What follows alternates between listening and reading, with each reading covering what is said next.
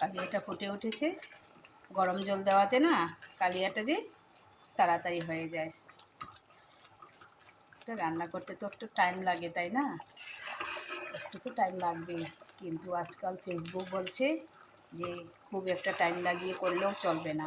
কি করব বলো, টাইম তো লেগেই যায়। এই যে হয়ে গেছে,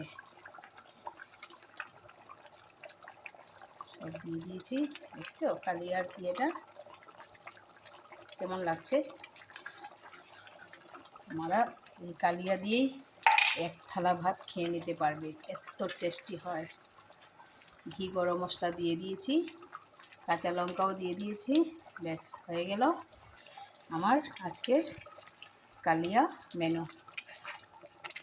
তোমাদের কেমন লাগলো রান্নাটা দেখে কমেন্ট করে বলবে তো।